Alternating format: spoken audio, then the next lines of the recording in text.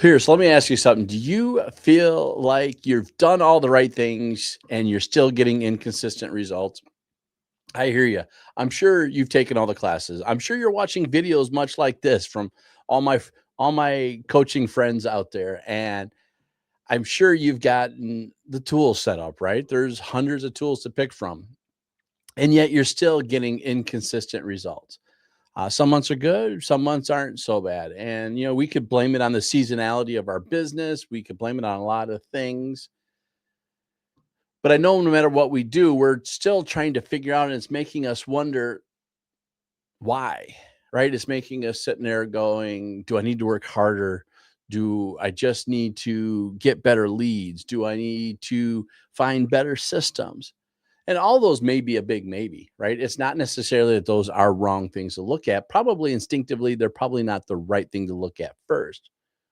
And here's what I'm seeing with so many people that I'm working with: it's not a skill problem, it's a leadership problem. Now, I want to be really clear here. Uh, Leadership isn't about a title, it's not about who you manage. It's not about what you manage. It's not about any of that stuff. It's about what you are leading yourself from a day to day perspective. I'm talking about how you lead your business, how you lead your clients, how you lead yourself day to day. These are leadership things. I will be honest with you. Before doing some of the things that I have done in the past, leadership was definitely misunderstood in my world. I thought it was a title. Just a small story on the side here is I left a day-to-day job mostly for the fact that I really wanted that title. I wanted that quote unquote supervisor manager role. That's what I studied in school for. That's what I did. I thought I had earned it. Thought being the key word. But I'm going to tell you right now, leadership is not a title. It's what we do. It's influence, nothing more, nothing less. And every single one of you are leading people today, whether it's your customers, your clients, yourself, you're leading. And whether it's positive or negative, that's what's happening. Um, so when we're talking about this, we need to understand how we're going to make this happen for us. So let's start with leading your time, right? So that's kind of like leading your business that we're talking about in here. Most people don't have a time problem, right? There's only so many hours in the day. That is a finite conversation. It's more about how we handle that stuff. And really, it's about how we are probably being led and not leading, right? You wake up, we don't know what we're doing. We don't know what we have to do. We know we got to make a few texts, a few phone calls, and we're living very, very sporadic in our life. We're not really getting any of this done. We're not really just nailing what we need to be doing on a day. And with that being in there, our time gets filled. Our time gets filled with text messages, emails, distractions, YouTube, phone, whatever it may be, whatever makes us feel good and or urgent at that particular time. The thing is, this is not a plan. This is reactionary, right? So this is what makes us feel good, pseudo in control. Leaders decide that at this particular point when we're leading, that we're not waking up guessing. We are waking up intentionally, right? So instead of asking ourselves, what do I feel like doing today? Shift it to what actually moves my business forward today. That one shift alone has changed everything. I'm going to tell you for myself personally, that is the biggest shift. I'm being more intentional. I'm having more phone calls. I'm having things. I feel like I'm accomplishing more than I have in a long time just because of one simple question: what's moving my business forward?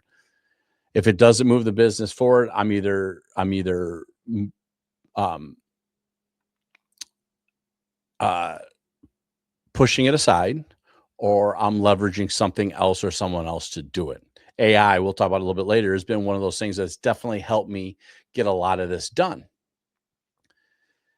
What about your clients? Point two. So, this is one of the things that I think most agents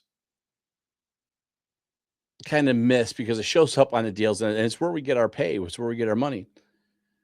A lot of us believe it's our job to be that service support personnel. We provide options. We're available 24/7 and we support that client. And I'm going to tell you, it does matter. Probably not the 24/7. I have a very, very big gripe on that one. But other than that, I think it's very good, right? When we are working in here, that's what we're doing. And if that's all you do, you're just becoming an order taker. What we need to do, we don't need to just be the door opener. We don't need just to be the person that opens up a menu of options and gives that out there. We need someone to lead them through the decisions. Especially for my realtor friends out here, we're doing one of the biggest financial decisions in life, and they need more than just here's the door, here's what we did. I'm doing the search for you. That's not really what it takes. We need to start setting those expectations up early. We need to let them know exactly the process is going to take from getting from point A to point Z, whether it's buying or selling. What does that look like? And we need to give them consultative approaches and guidance from these things, not just responding. Now, we got to be careful, especially again, my realtor friends. We always got to be careful because we do have our ethical boundaries that we got to make sure we stay within. But if we are always trying to be supportive and doing this from here, and we're helping them give better ways of thinking about how they need to answer the questions, we are going to work and it's going to be there in that way.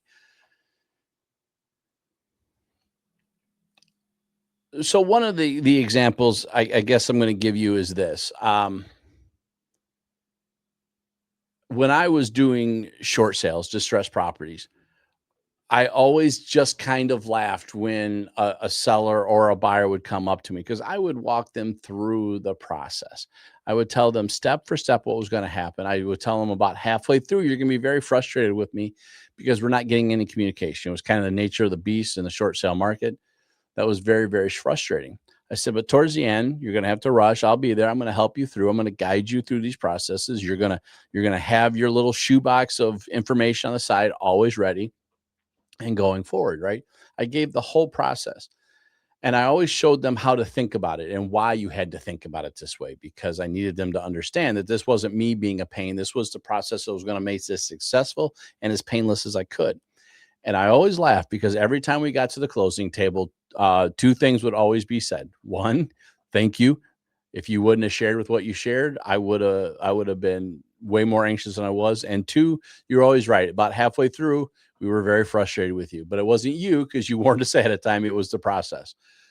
But again, when we talk about these conversations and we help them understand what's going on, they now understand what's happening and we're leading them to a solution. It's not aggressive, it's not pushy, it's just a clear and confident way of managing the business. And I'll be honest, that's leadership in a nutshell. Now, the last point in here, probably a little more subtle,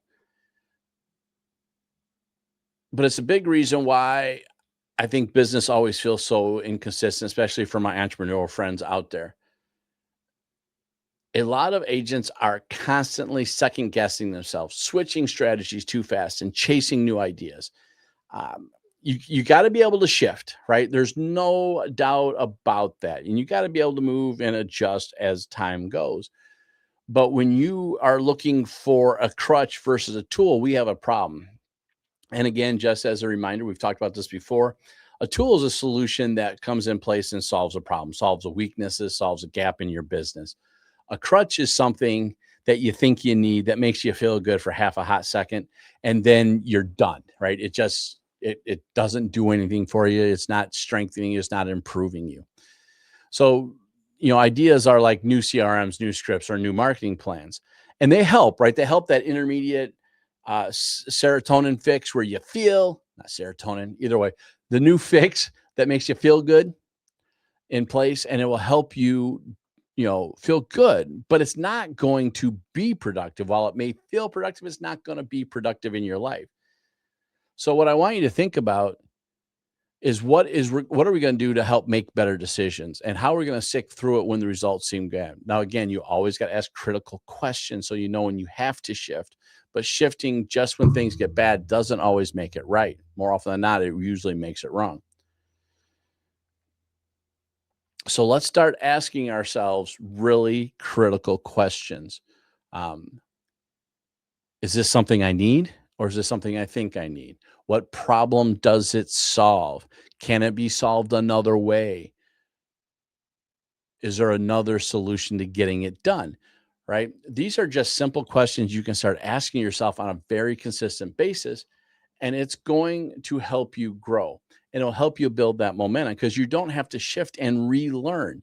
I'm going to tell you, it wasn't by choice. And I really did have to ask very critical questions, but I changed CRMs late winter. It was not ideal. It had to be done. It was not ideal. The reason it wasn't ideal is my busiest time of year. So not only am I trying to move all my stuff over, build the platform, build all the stuff, and it's still not done. It took so much time. It killed the momentum because changing so fast, you really are starting over. There's a production curve. And that's what you got to tie into, right? There's a production curve that says, okay, we're going to make a change. We're going to see drop in productivity, and then it's going to come back and be exponential. And I'm getting to that point now. But if you're doing this too often, you never get up above the growth curve. So you're always going to fail. So I promised some AI tie into this. What I'm going to tell you is always look at AI to leverage those weaknesses, right? I tell about this all the time. I've done several series this last month about critical thinking with AI. But at the very least, let us start writing some emails, creating the content for you, organizing your ideas, even using it to build systems in place. It can build spreadsheets, it can build workflows, it can do a lot for you. Being productive and being critical. And I am coming out very soon with a very effective solution to show you how to get all of this done. But this is where you're going to be with this. You need to make sure you're in here. Now, I'm going to tell you, just as a side tangent, if you're going to use AI, start making it ask the tough questions. Like if you're going to write an email, have it critique it, have it ask, is this going to be effective, right? Don't just write the email, give it some context, give it some information. But please understand with all this, AI cannot lead your business. That is you. That job is yours. You will do well when you learn how to leverage AI for your weaknesses and master your strengths. When you want to become exceptional, you grow your strengths and you manage your weaknesses. So that's what I want from you. Use AI to manage those weaknesses. So if your business still feels inconsistent, don't just look for better tools. Don't look for better leads, another strategy. Take a step back. Ask yourself, where am I not leading? Am I leading in my time or am I reacting to it? Am I leading my clients or am I just responding? Am I leading in my decisions or am I just always changing so I can feel better? When you fix those solutions, everything starts to be clearer, seems to be easier, and just starts to work better.